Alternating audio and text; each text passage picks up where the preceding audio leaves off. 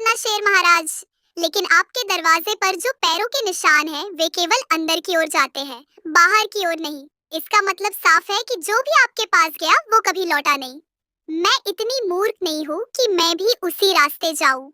बहुत समय पहले की बात है। एक घना जंगल था जहाँ सभी जानवर मिलजुल कर रहते थे। उसी जंगल में एक बलशाली शेर रहता था जो जंगल का राजा था। वर्षों तक उसने जंगल पर राज किया, कई जानवरों का शिकार किया और अपनी दहाड़ से सभी को भयभीत रखा। लेकिन समय के साथ साथ शेर बूढ़ा और कमजोर हो गया। अब उसके शरीर में वह शक्ति नहीं रही थी जिससे वह पहले की तरह शिकार कर सके। दिन ब दिन उसकी भूख बढ़ती गई, लेकिन वह कुछ भी खाने में असमर्थ हो गया। भूख से व्याकुल होकर उसने सोचा, अगर मैं इसी तरह रहा तो भूख से ही मर जाऊंगा। मुझे कोई उपाय सोचना होगा। बहुत सोच विचार करने के बाद शेर को एक चालाक योजना सूझी। उसने यह अफवाह फैला दी कि अब वह हिंसा छोड़ चुका है और एक साधु बन गया है।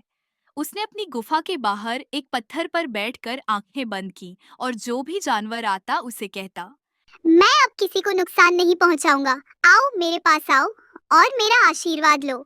मैं चाहता हूँ कि आप सब सुखी और सुरक्षित रहो।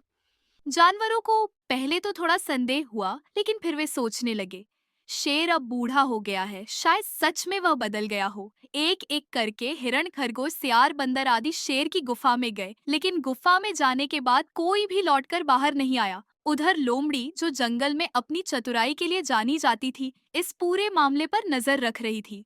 उसे कुछ अजीब सा